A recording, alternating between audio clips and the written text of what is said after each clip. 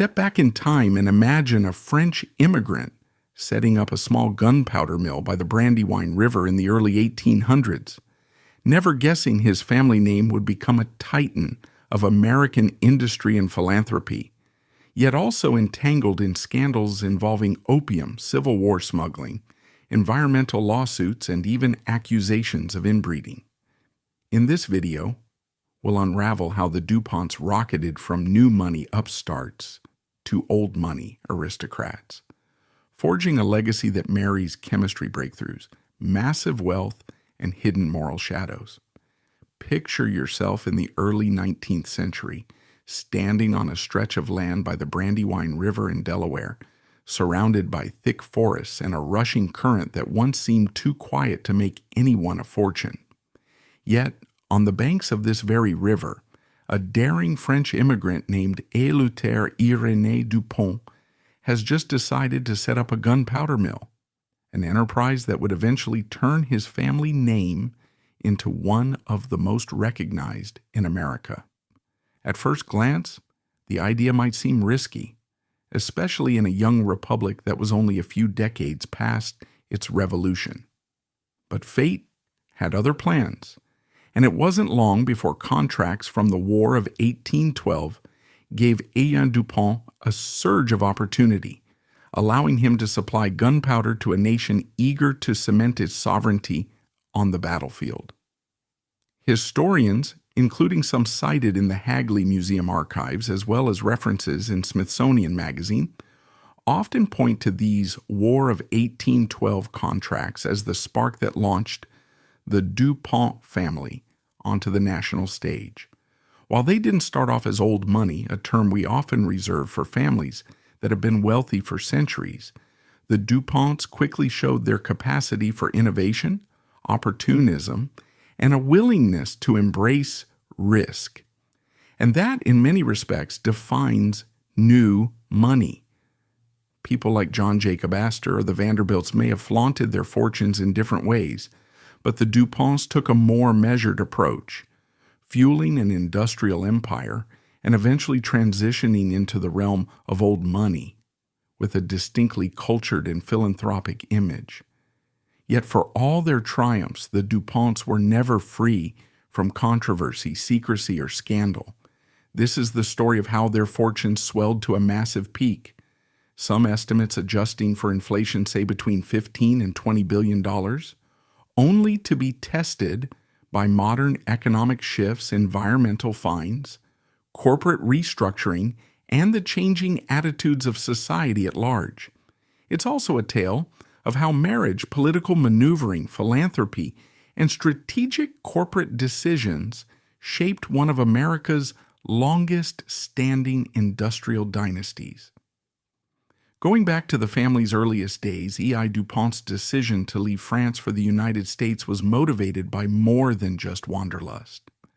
According to multiple sources, including biographies kept at the Hagley Museum and Library, which is located on the site of the original DuPont gunpowder works, he fled the tumult of post-revolutionary France in search of a place where he could apply the technical knowledge he'd gained while apprenticing under chemist Antoine Lavoisier.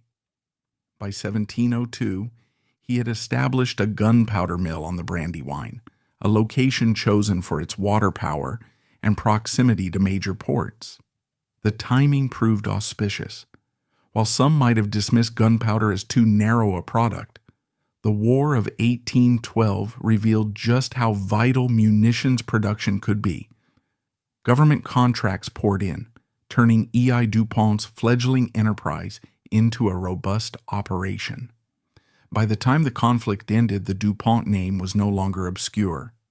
Newspapers from that era, now archived online or in places like the Library of Congress, wrote about the reliable quality of E.E. DuPont's powder, which the federal government continued to purchase even after the war ended.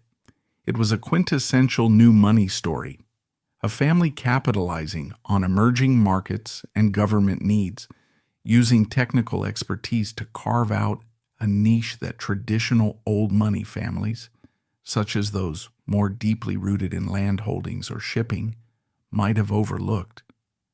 But if there's one thing we learn from studying American industrial dynasties, it's that fortunes made from new money ventures often don't solidify into old money status without a few deliberate moves.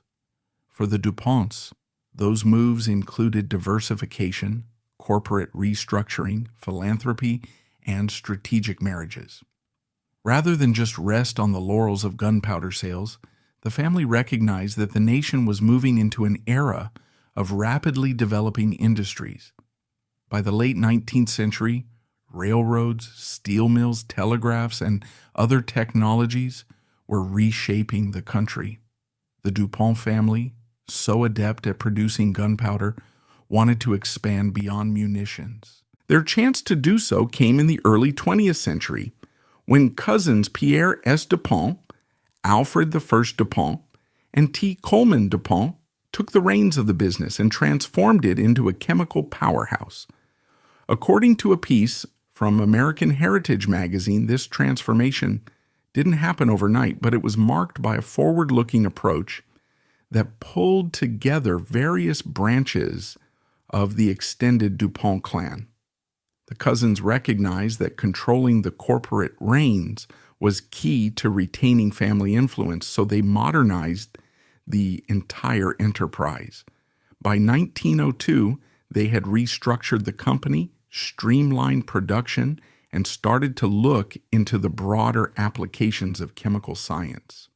They ventured into areas like cellophane, paints, and later into more advanced materials that would define 20th century consumer culture.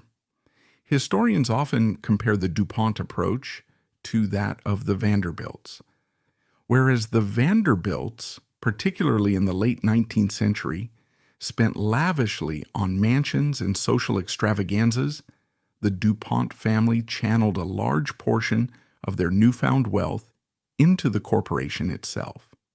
Yes, they built grand estates, Longwood Gardens, Winterthur, Hagley, and Nemours, but many of these properties eventually became museums or philanthropic ventures rather than purely personal monuments to wealth. This stands in contrast to the famously ostentatious style of certain new money families who threw massive parties to legitimize their status. While the DuPonts certainly didn't shy away from building impressive homes, Longwood Gardens, for instance, remains a major cultural attraction, replete with horticultural wonders and public events. They also took steps to ensure the enterprise that fueled their fortune remained firmly in family hands.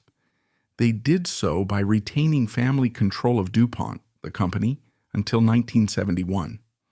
This corporate longevity, according to Forbes, set them apart from many other families who ended up relinquishing control or seeing their fortunes dwindle after just a few generations.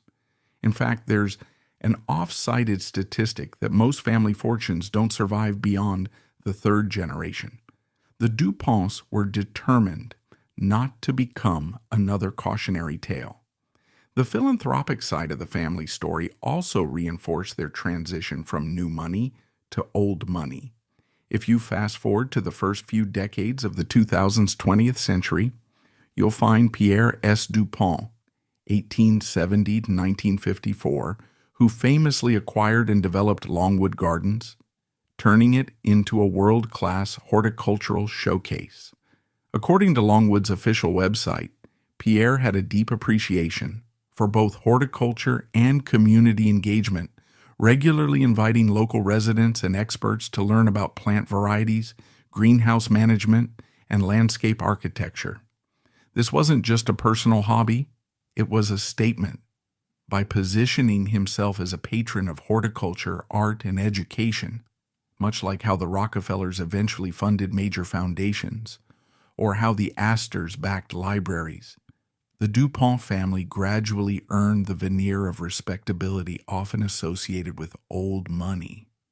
Another notable philanthropist in the family, Henry Francis DuPont, established the Winterthur Museum, a sprawling estate dedicated to American decorative arts.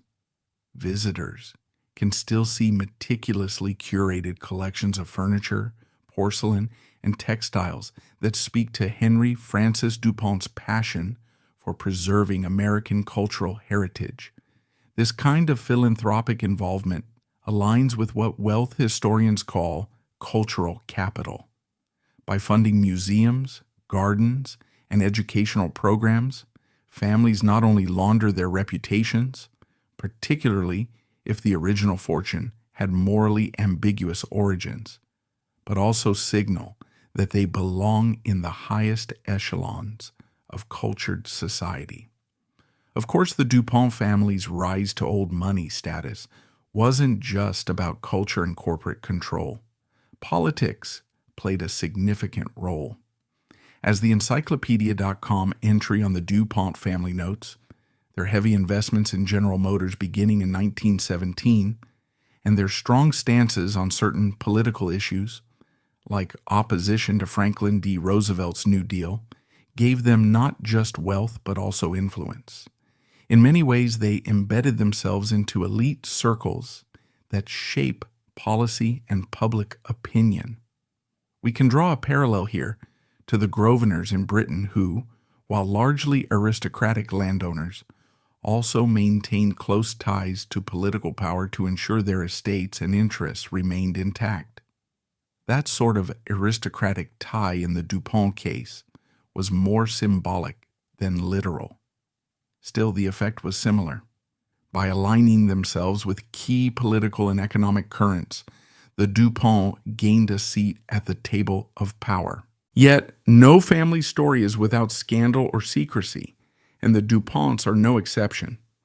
One might recall the media attention surrounding certain members of the family over the years.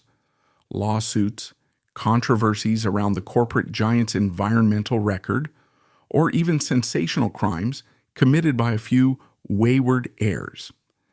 As reported by sources ranging from local Delaware papers, like the News Journal, to national outlets such as the Washington Post, certain DuPont heirs found themselves in legal trouble or under public scrutiny for incidents that ran the gamut from questionable financial dealings to more alarming personal crimes. While these may not have reached the same level of tabloid fervor as, say, the Vanderbilt divorces or the Astor tragedies, they kept the new money stigma on life support, reminding critics that wealth earned rapidly, even if sustained for centuries, carries an air of unpredictability. The Astors, in comparison, often faced a smoother social ascent, helped no doubt by Caroline Astor's deft social maneuvering. But what about the actual assets behind the DuPont fortune? At its peak, some say between $15 and $20 billion. Once you account for inflation, this family's wealth encompassed not just the DuPont chemical conglomerate, but also an array of estates and trusts.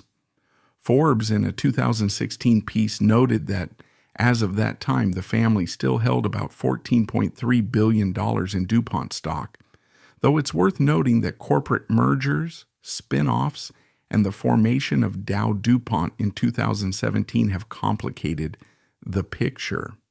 Historically, the family's net worth soared due to the company's success in producing everything from gunpowder to modern synthetics.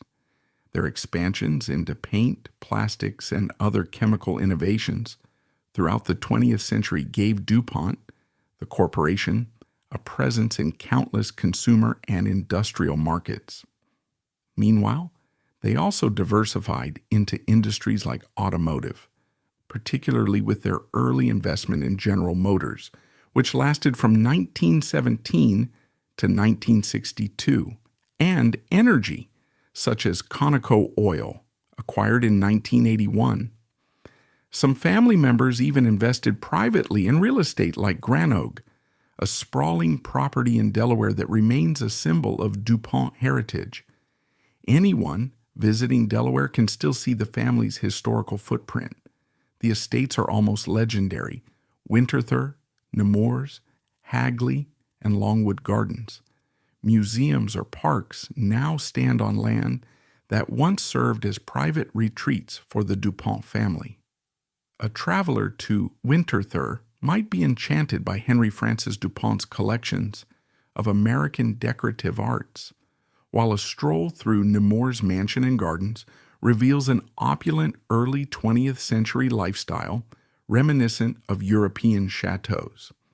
Hagley, located on the site of the original gunpowder works, houses a museum and library dedicated to the intersection of industry, innovation, and family history. Then there's Longwood Gardens, which in many respects is the crown jewel of DuPont philanthropy, an ever-evolving display of horticultural wonders that draws over 1 million visitors annually. According to the official website, Longwood hosts educational programs, concerts, and global horticultural collaborations, showing that the philanthropic spirit established by Pierre S. DuPont continues to resonate. In terms of formal financial structures, the family has relied on trusts, most notably the Alfred Bayard DuPont Testamentary Trust, to preserve wealth across generations. This approach mirrors some of the strategies used by families like the Grosvenors, who place their vast London real estate in trusts to ensure continuity. The difference, of course, is that the DuPonts built their fortune in manufacturing and chemicals, rather than centuries-old aristocratic land ownership. But the result was the same. Trusts prevented the family's assets from scattering due to inheritance taxes, divorces, or the occasional reckless spender. Indeed, one reason the Vanderbilts famously lost much of their fortune was the lack of unified financial planning. Each Vanderbilt descendant had free rein to spend or invest as they wished, leading to a rapid dilution of the family's once colossal wealth. By contrast, the DuPonts harnessed legal and financial mechanisms that, while not foolproof, offered a buffer against the typical shirt sleeves to shirt sleeves in 3 generations outcome. Still, the DuPont name has not been immune to modern-day challenges. Environmental fines and legal battles have taken a toll on DuPont's corporate reputation, and by extension, on the family's legacy.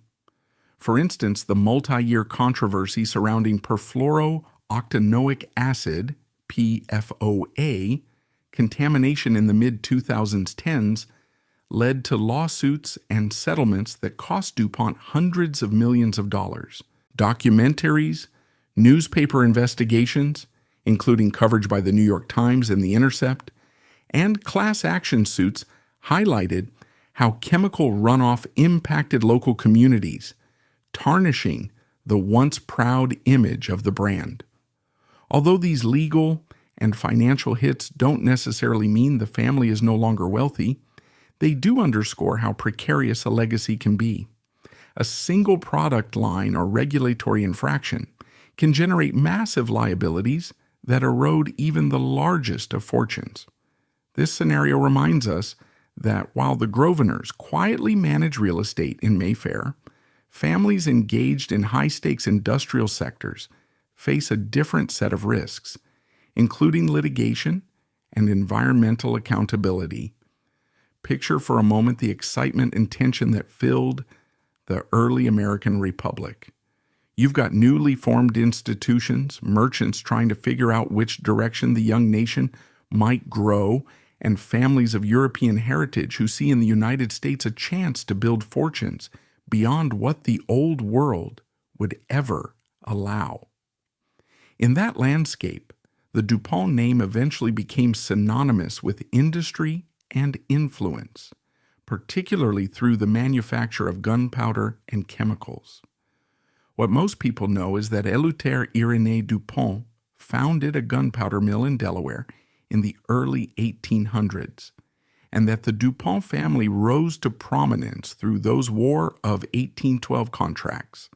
But there's a less publicized chapter that, according to historian Gerard Colby in DuPont Dynasty, may have been equally important in cementing the family's wealth: an alleged venture into the opium trade with China. While references to opium smuggling often bring the Astor family to mind, given John Jacob Astor's controversies in the early 19th century, Colby and certain anecdotal historical records hint that Pierre Samuel Dupont, the father of Eleuthère Irénée, might have quietly dabbled in that very same global commerce. If true, it suggests that the DuPonts and the Astors may share a similar moral shadow in their early days of new money. Yet details are elusive, and the potential scope of this involvement is fiercely debated among historians, bloggers, and social media commenters. So let's look into the traces of evidence, the parallels to other families' opium dealings, the question of how new money fortunes often cross ethical lines, and why the DuPont clan might have hushed up any mention of these questionable profits to maintain their patriotic image in a fledgling republic.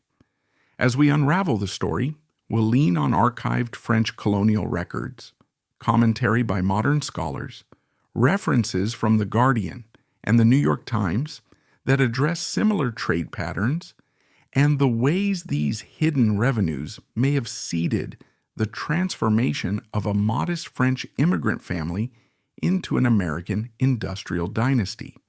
We start with the basic premise gleaned from Colby's DuPont dynasty, behind the nylon curtain, that opium profits may have served as a hidden revenue stream fueling the earliest expansions of the DuPont enterprise, alongside the better-known gunpowder business. Critics have pointed out that Colby's evidence is not as thoroughly documented as one might hope. Some of his claims rest on indirect references, trade logs with partial data, and correspondences that don't explicitly confirm large-scale involvement. Still, the notion isn't entirely out of left field after all. The early 19th century was rife with cross-Atlantic commercial speculation. The British East India Company had a near monopoly on opium production in India, which was then illegally funneled into China, creating a supply chain that generated enormous profits for those willing to navigate murky legal waters. Traders from the United States, especially new money entrepreneurs, often saw an opening, while many Americans frowned upon the moral implications of dealing in opium. Actual enforcement was limited by the young republic's still developing regulatory system. If the Astors were able to do it, purchasing opium in Turkey or India and shipping it clandestinely to China, then it's plausible that Pierre Samuel Dupont or members of his circle might have tested the waters. Pierre Samuel Dupont was a native of France. He was a notable political economist, a figure who mingled with Enlightenment thinkers, and father to Eleuthère Irénée Dupont, the man widely credited with launching the Dupont name in America. Historical records from French archives, some of which historians like Joseph Draws and James Livesey have referenced in their studies of the French Revolution's diaspora, show that Pierre Samuel had been engaged in various financial endeavors both before and after he immigrated to the United States. One line of speculation is that while he was establishing intellectual and political connections in Europe, he may have come across fellow entrepreneurs, some connected to maritime trade, perhaps others in the orbit of the infamous opium networks, who pitched him on the profitability of shipping contraband to China. Could he have then carried that knowledge or even a stake in that commerce across the Atlantic? Proponents of the theory cite scattered clues in shipping manifests, though these are notoriously difficult to verify in full. From the vantage point of the early 19th century, record keeping around contraband goods was intentionally vague. Merchants might list general categories like Oriental goods or tea and textiles, which sometimes concealed parcels of opium. The East India Company vigorously protected its interests, and American traders who wanted a piece of that market usually had to navigate a labyrinth of middlemen. Trade logs from French colonial outposts, some stored in the French National Archives and partially digitized, hint that certain shipments tied to associates of the Dupont family, included commodities linked to the opium supply chain. Yet no smoking gun exists, at least not in widely recognized scholarship. That's where Colby's book raises eyebrows. It claims that enough circumstantial evidence points to an opium connection, though he concedes the scale may never be known because so many original documents were lost or intentionally destroyed. John Jacob Astor, also building a new money fortune, famously participated in the fur trade, which was legitimate, and the opium trade, which was borderline illicit depending on the region.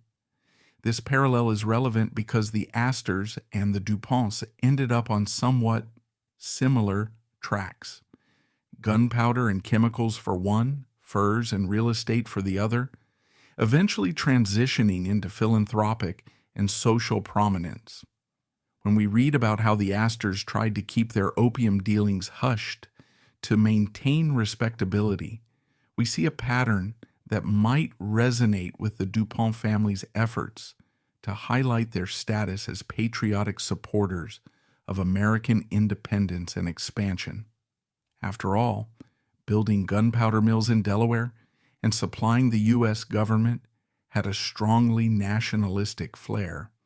It wouldn't exactly bolster that patriotic image if the public discovered that part of the capital came from shipping addictive substances to foreign shores. Considering the moral attitudes of the day, it's not surprising that if the DuPonts did have a hand in opium, they would keep it discreet.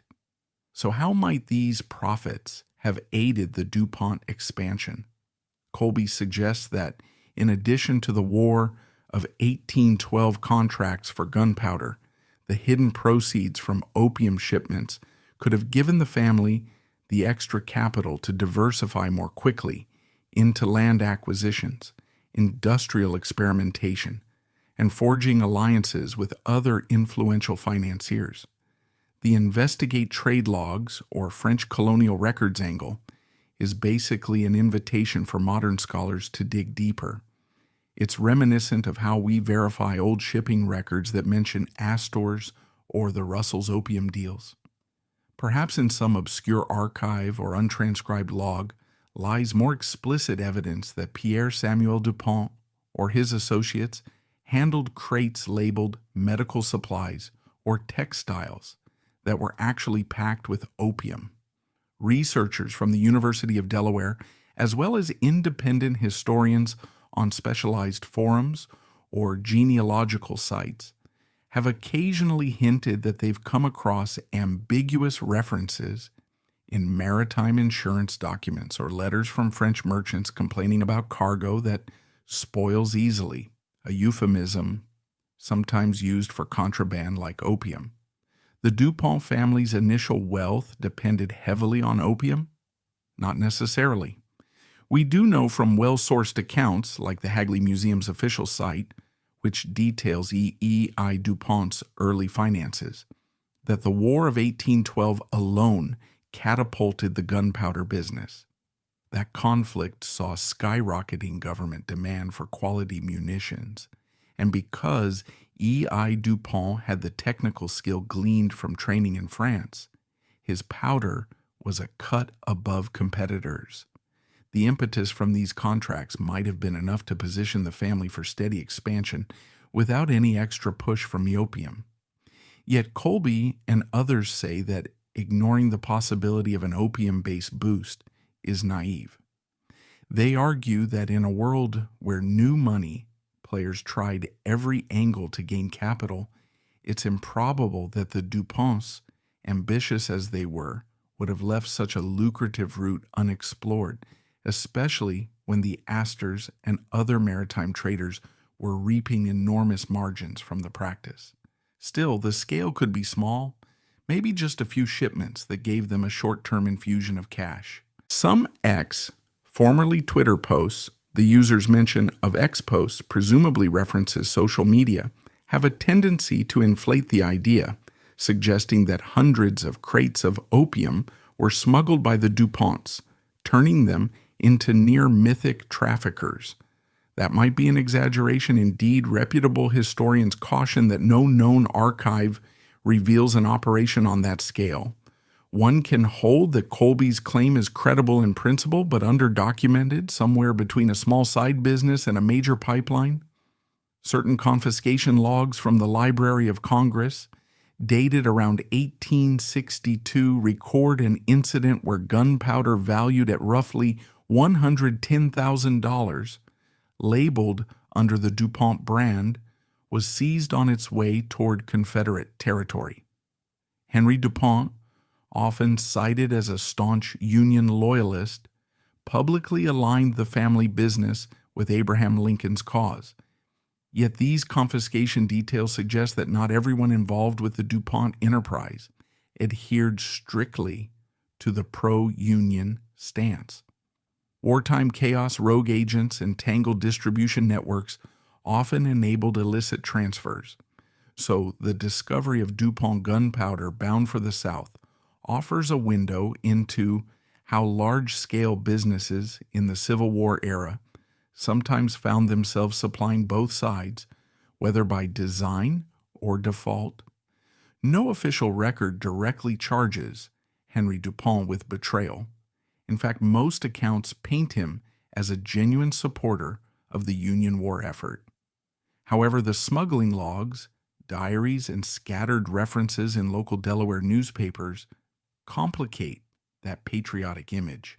Instead of seeing a purely loyal brand, one encounters a murky reality where profit, operational complexity, and opportunism occasionally edged out unqualified loyalty.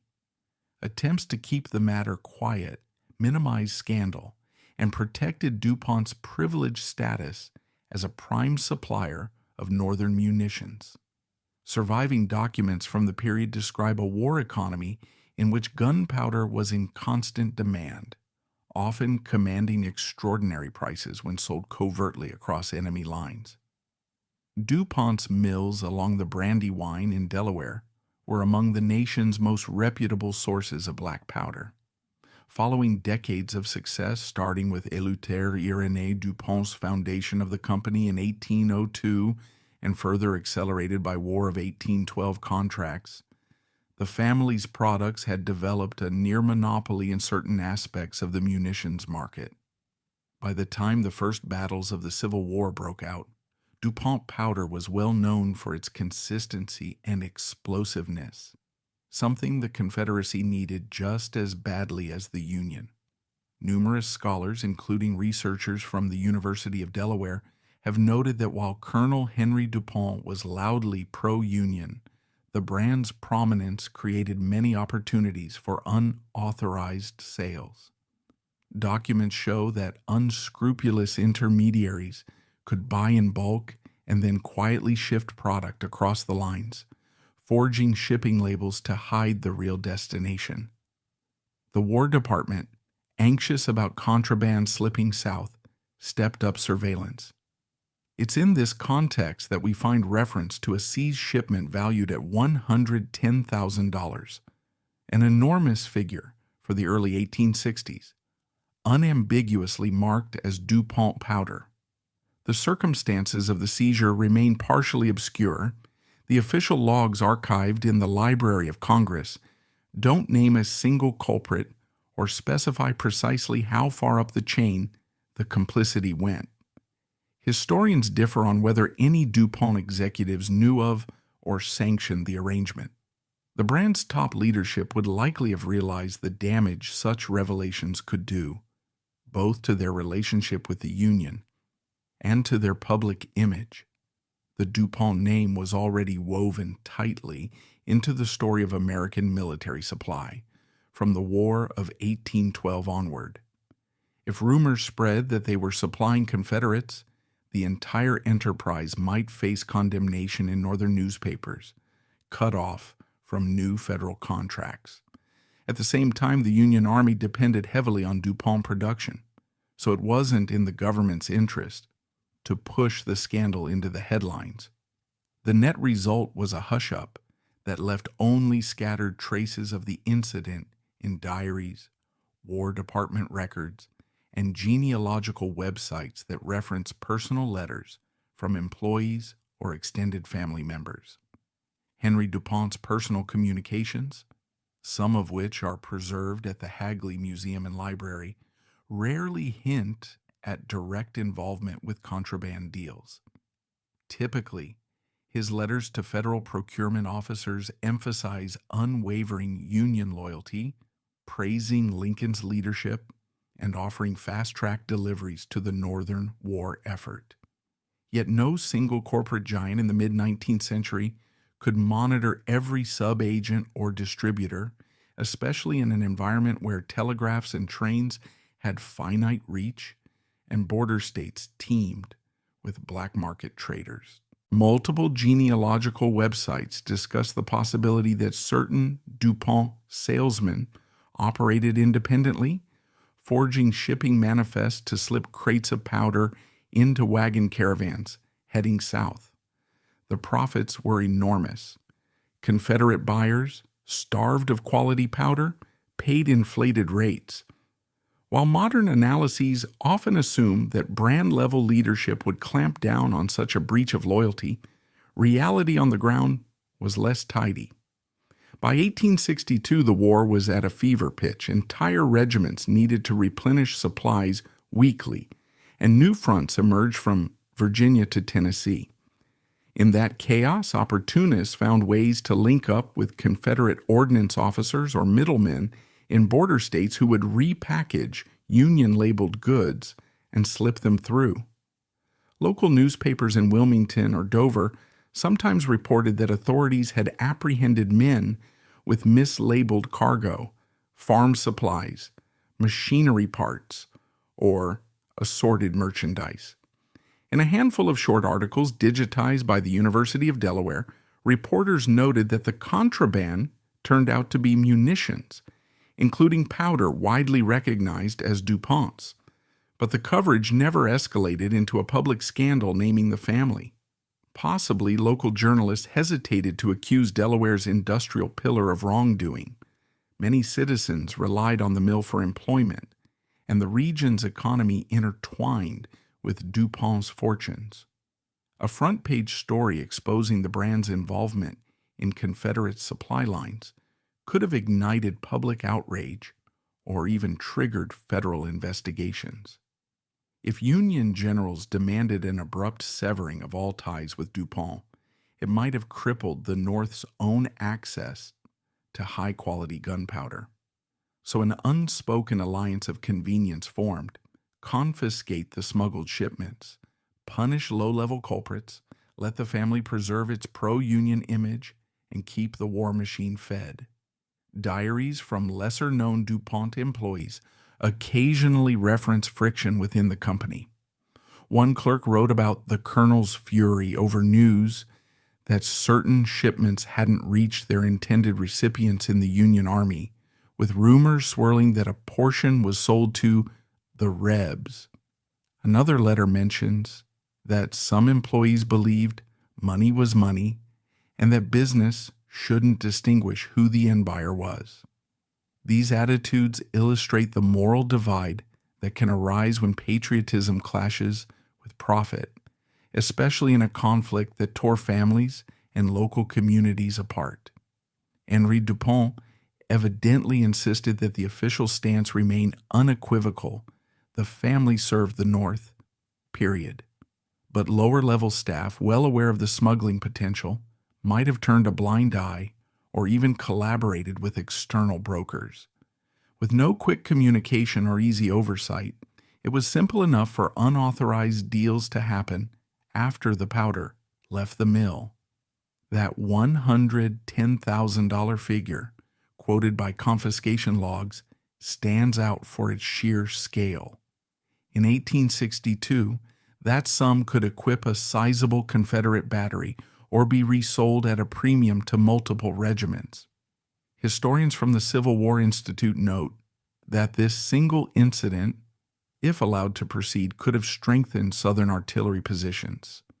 An ironic twist, considering the brand was simultaneously shipping powder north under formal Union contracts.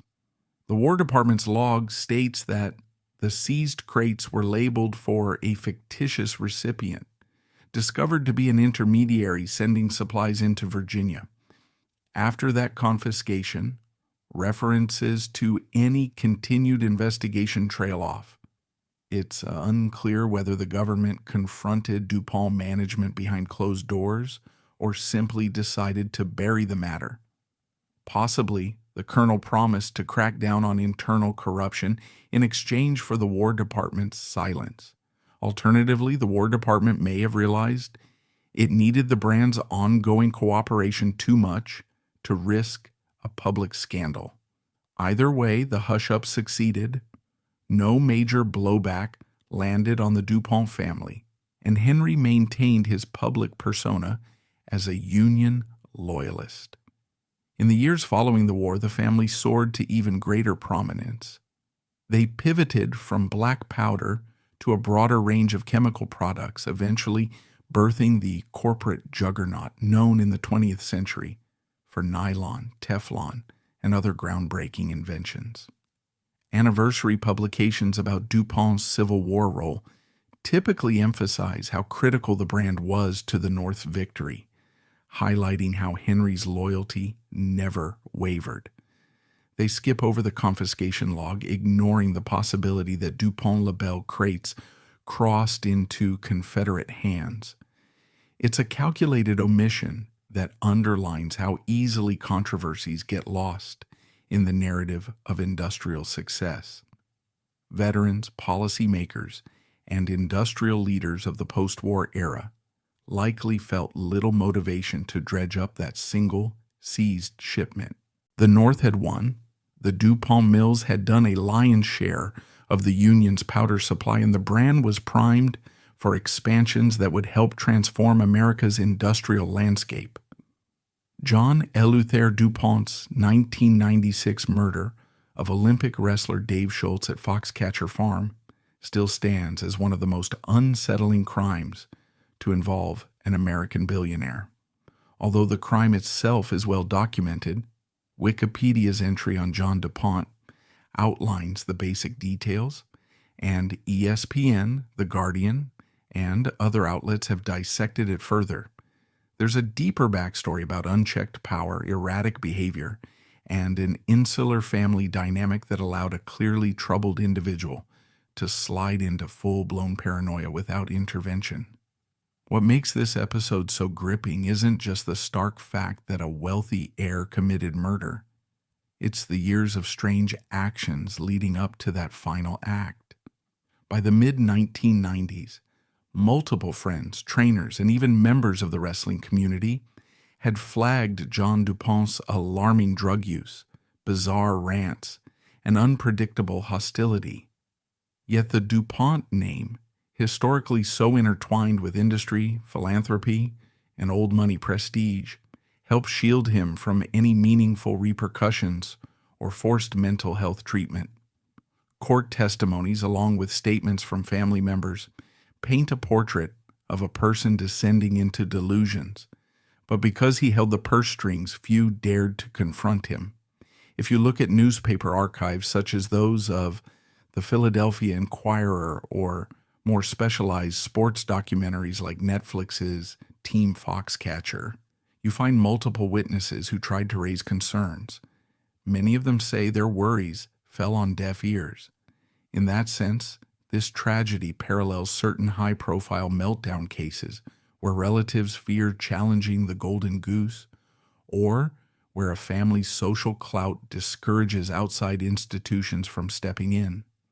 Tracing how it all played out at Foxcatcher Farm, you see how illusions of grandeur, fueled by wealth and yes-men, can escalate into lethal territory. John DuPont's persona had long been eccentric, even by the standards of the famously wealthy DuPont dynasty. Born into a branch of the family that had gained renown and massive fortunes through chemicals, gunpowder, and later expansions into various industrial pursuits, John wasn't an obvious titan of business. Instead, he poured money into personal interests, from ornithology and philately to sports philanthropy.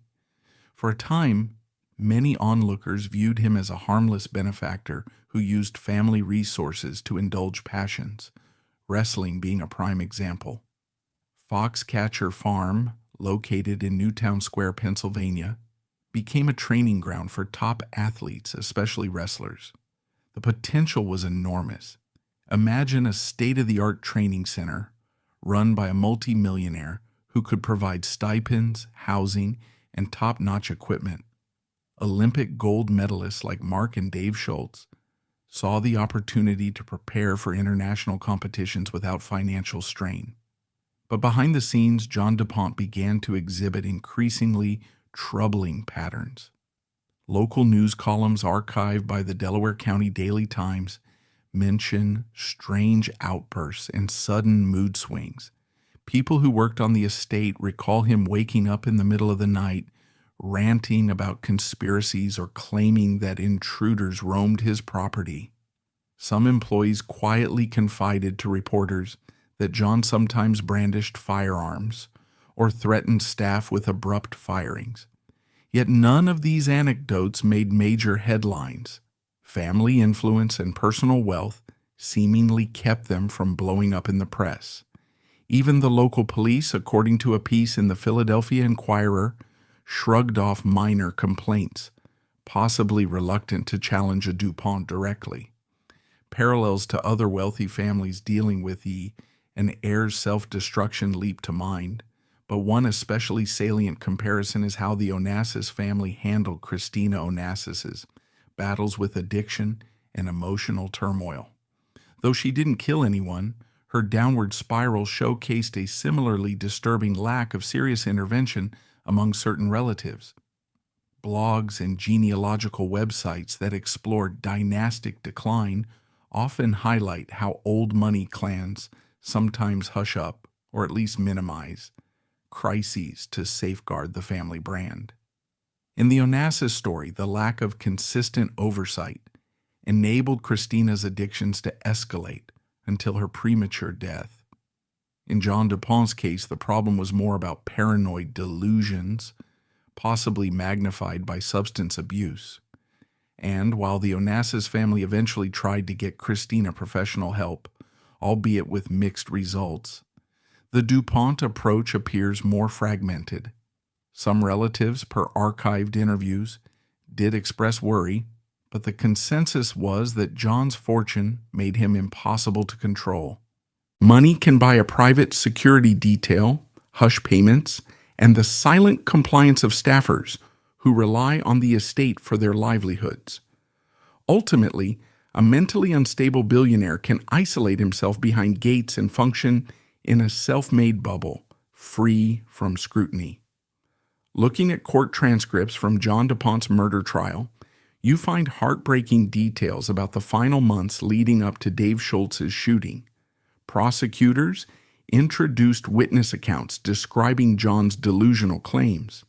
He believed people were tunneling under his property, or that foreign agents lurked in the walls. Some individuals at Foxcatcher Farm recall him erupting in fury for no discernible reason, then returning to a calm facade as if nothing had happened. Medical experts debated whether he suffered from schizophrenia, bipolar disorder, or a severe paranoid condition. Various statements from acquaintances mention frequent cocaine use or prescription drug misuse. The family's exact stance remains murky. Officially, certain relatives insisted they tried to get John to accept psychiatric care, but since he controlled his own finances, he could reject them. Others hinted that the extended DuPont clan was embarrassed and believed that smoothing over incidents was preferable to public confrontation. The overarching result, no one forced him to get real help, and those who tried were reportedly dismissed from the estate. A Sports Illustrated feature from the late 1990s references members of the wrestling community who left Foxcatcher in the months preceding Dave Schultz's murder, citing John's unpredictable aggression. They mentioned telling family connections that John might hurt someone one day, only to be met with vague assurances or polite deflections. When the murder actually happened, It was shockingly direct. John drove up to Dave Schultz outside the wrestler's home on the Foxcatcher property and without apparent provocation shot him multiple times. Dave's wife, Nancy Schultz, later recounted in ESPN interviews how nothing about John's approach signaled the imminent attack. He simply pulled out a gun and fired. Dave, widely considered a kind, approachable figure in the wrestling world, had always tried to maintain a good relationship with John, even when John's behavior grew erratic. According to Nancy's testimony, Dave felt grateful for the financial support Foxcatcher provided, but was worried about John's mental state. She recalled telling friends that John's paranoia was getting worse, but didn't think it would escalate to violence so abruptly. Yet in hindsight, that violence felt almost inevitable given the repeated red flags. Some wrestlers had even moved off the estate after John threatened them or pointed weapons in their presence. So in a sense, the murder didn't come out of nowhere, but from a crescendo of delusions that had gone unaddressed. The question many asked afterward, how could a man so clearly disturbed still have free rein to roam his estate with firearms? The trial that followed put John DuPont's mental capacity at center stage. Prosecutors argued that he knew what he was doing and that the act was premeditated murder. The defense, meanwhile, claimed he suffered from severe mental illness, so impaired that he didn't comprehend the wrongdoing. Ultimately, the jury found him guilty of third-degree murder but mentally ill. He was sentenced to prison, where he died in 2010. This outcome incited debate. Some said that the verdict was a compromise, acknowledging mental illness while also asserting responsibility. Others pointed out that if he hadn't been part of a powerful, wealthy family, he might never have received such a nuanced legal approach. Alternatively, if he'd been effectively forced into treatment earlier, something that might require a family's cooperation or a court order, Dave Schultz might still be alive. Looking back, it appears the family influence worked in contradictory ways. It shielded John from scrutiny leading up to the crime, but couldn't shield him from the criminal justice system once he pulled the trigger. Friends of the DuPont family told various media outlets, including the New York Times, that for years prior to the murder, some relatives tried to coax John into professional therapy, but the family's power structure was such that no one outranked him on his private estate. By all accounts, John had near total autonomy at Foxcatcher, plus ample finances to hire personal security who'd do his bidding. If he grew paranoid about, say, illusions of a conspiracy, the staff would abide by his demands to search the grounds or throw people out. The documentary Team Foxcatcher, released on Netflix, compiled numerous interviews with wrestlers and staff who recall John's meltdown. They describe a weird atmosphere on the farm, with John unleashing random accusations of espionage or ordering everyone to stand at attention for no reason. Some recounted to local reporters that they told the DuPont clan about these episodes, only to be brushed aside or told, "We'll handle it." They interpret that response as the family's attempt to manage the problem internally, presumably to avoid public embarrassment. In those final months, John's delusions apparently worsened, culminating in the day he shot Dave Schultz. The extent of John's drug use also came up. Various accounts mention cocaine, painkillers, and an array of prescription antipsychotics he sometimes neglected to take. Family members rarely address these specifics in public statements, giving the impression that they felt it was a private matter. While the case was undeniably shocking, some members of the public latched onto conspiracy theories that the family orchestrated a cover-up. On social media, particularly on X posts that recirculate old rumors, there are claims that the DuPonts suppressed earlier violent incidents or that they bribed potential whistleblowers. Yet no solid evidence supports a grand conspiracy. Court documents do show that the family used high-powered lawyers and PR strategies to contain fallout. But that's different from actively enabling the murder. The difference with John DuPont is that his paranoia seemed personal, not part of a bigger family scheme. Most DuPont relatives apparently found him as alarming as everyone else did, but lacked the will or legal leverage to stop him. So while theories of a big cover-up appear to be speculation, it's also fair to say the family's wealth and influence allowed them to deflect or mute red flags until it was too late.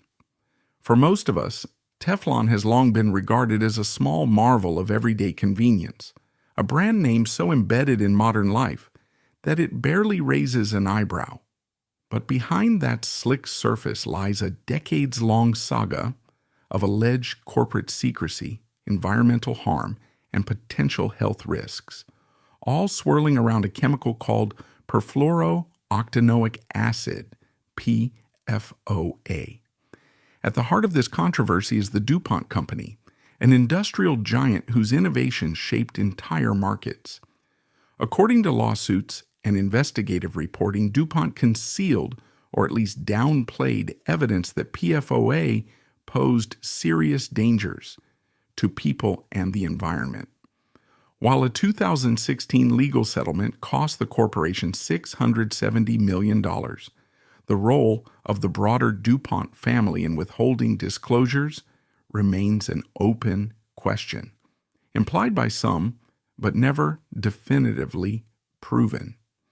Much of this story has come to light through a mix of Reddit discussions, local community activism, whistleblower accounts, and mainstream journalism from sources like The Guardian, The New York Times, and The Intercept.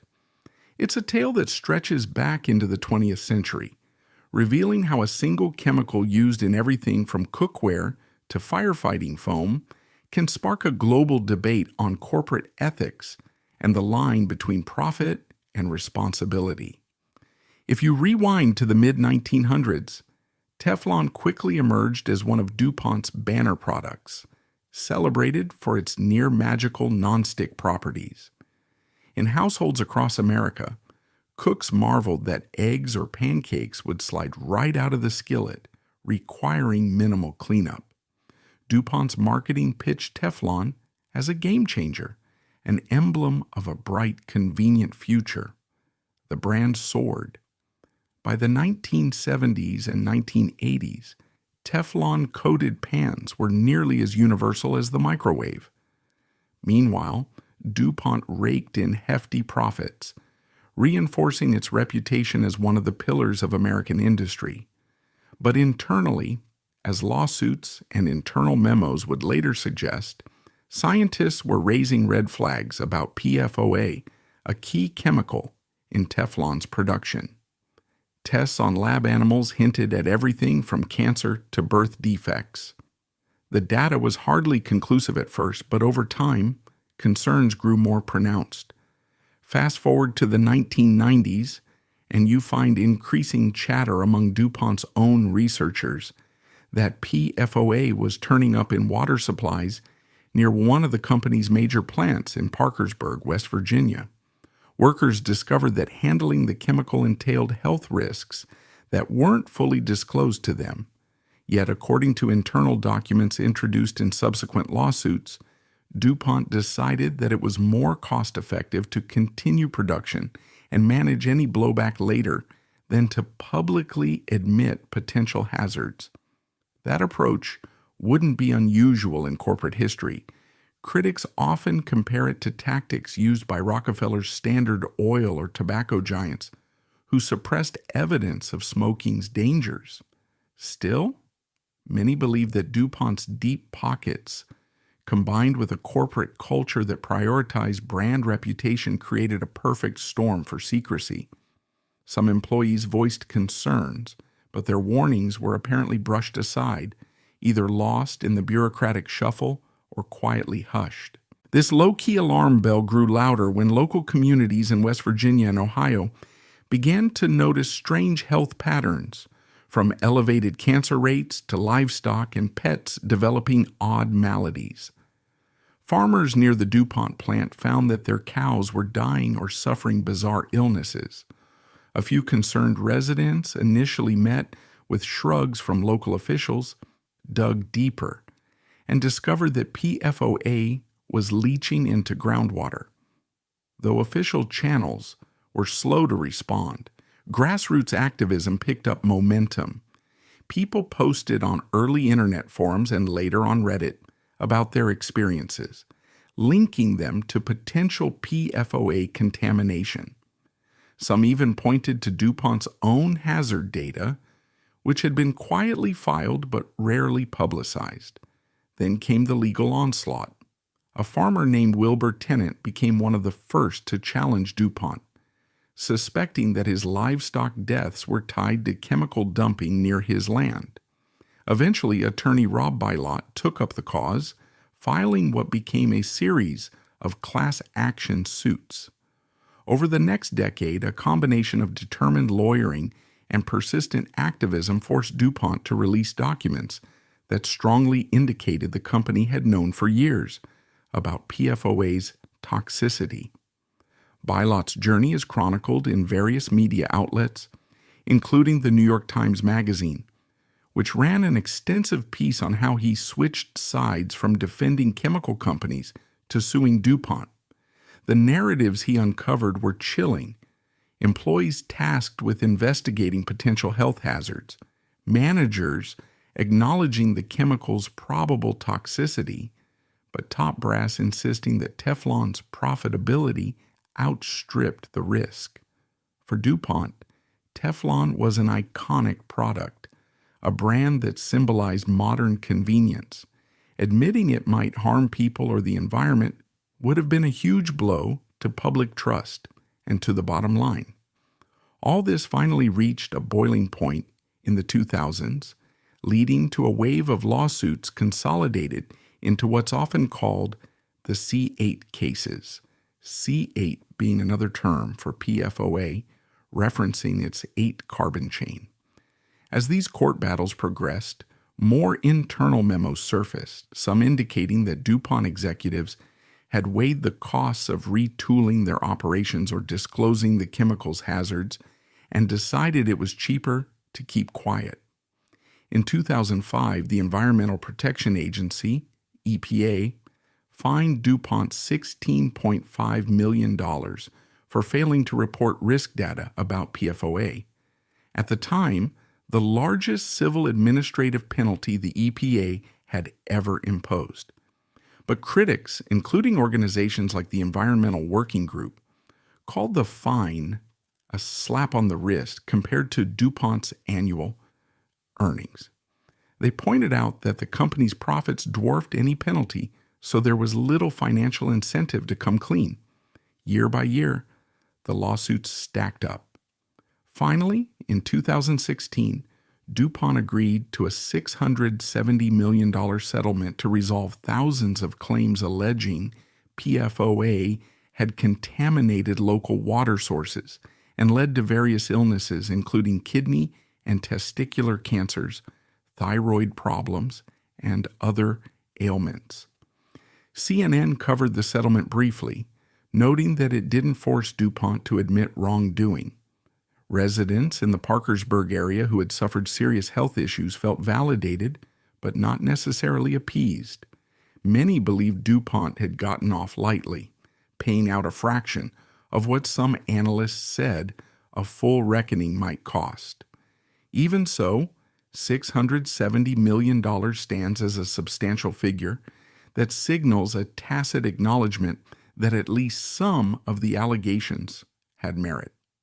While many old money clans occasionally saw relatives tie the knot, a practice hardly uncommon among European aristocrats, the DuPont version is said to have reached another level entirely, driven by the goal of keeping the family fortune close and limiting outside influence.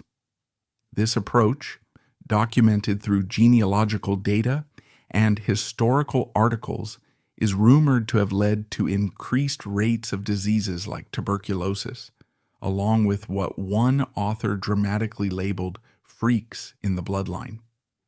Even more lurid are suggestions that archivists combed through family documents to erase embarrassing references. Some say to conceal mental or physical anomalies that resulted from intermarriages.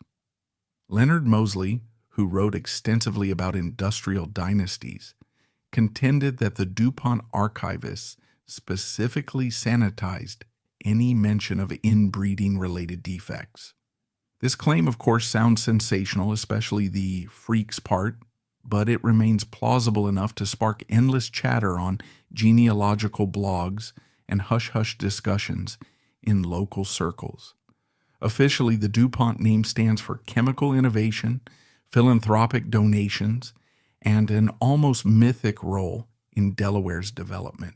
But these glimpses into their private marital practices reveal a hidden dimension of how families can twist social norms to maintain power, echoing what the Grosvenors in England did with primogeniture, except the DuPont model reportedly included repeated cousin marriages, sometimes even among first cousins, to an extent that raises eyebrows even among other elites. The more you learn about this alleged pattern, the more it looks like a strategic chessboard. Each union kept corporate shares, estates, and business secrets locked within an exclusive circle of relatives. One genealogical reference from a site focusing on American industrial dynasties reports that in the late 19th century, DuPont Science typically had a small pool of approved marriage partners, many of whom were cousins of varying degrees. It wasn't necessarily unique to them. European royalty and certain American families dabbled in cousin marriages for centuries. But the repeated nature of these unions among DuPont lines apparently led to an uptick in inherited conditions. American Heritage once outlined that tuberculosis struck certain branches of the family with unusual frequency. While TB can be an infectious disease, historians note that repeated consanguinity could have weakened immune systems or predisposed certain individuals to chronic health issues. And that's just the public face. Rumors from older genealogical diaries mention neurological conditions or odd births, though rarely spelled out in detail. According to Leonard Mosley, who wrote about the DuPonts in the mid-20th century, much of this more disturbing material was systematically removed from official records, labeled family secrets, unfit for the outside world. He used the term freaks, which has stirred debate among historians about whether he was exaggerating or simply quoting language used by the archivists themselves.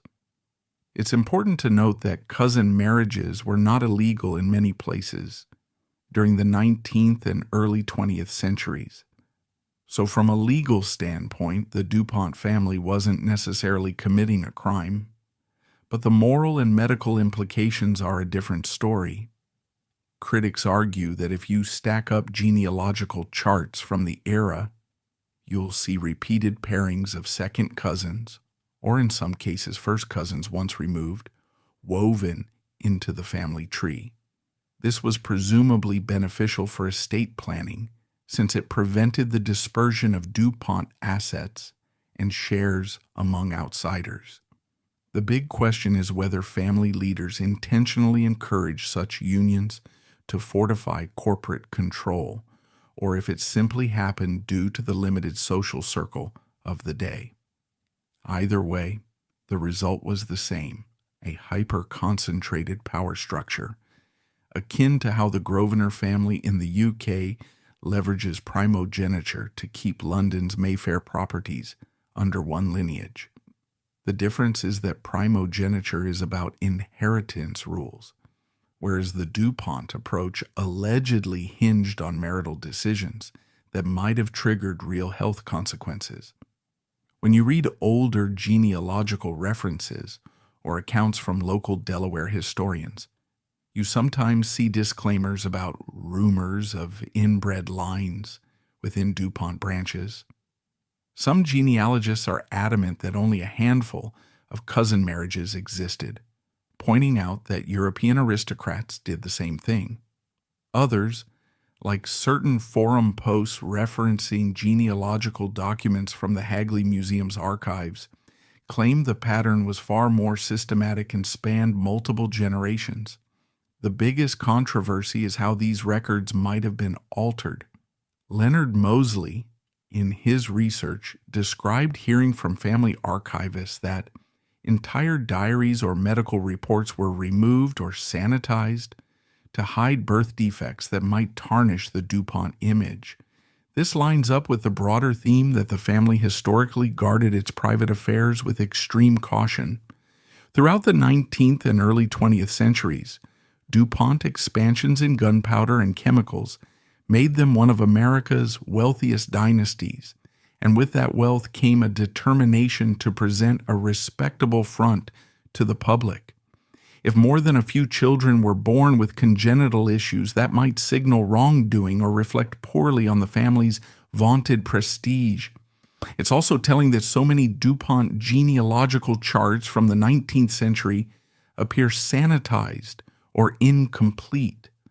Researchers note that for a family so prominent, you'd expect a thorough public record. Yet large swaths of personal diaries and letters remain inaccessible. The official explanation is that they're private or archived for family reasons. But after Leonard Mosley's allegations, skeptics suspect a purposeful purge of embarrassing details. In an era where families like the Astors, Rockefellers, and Carnegies were forging alliances through external marriages, the DuPont approach looks suspiciously insular. People ask, if they wanted to preserve wealth, why not just arrange strategic unions with other high-status families? One theory is that the DuPont brand was so commanding in Delaware that marrying an outsider might risk losing direct influence over corporate shares.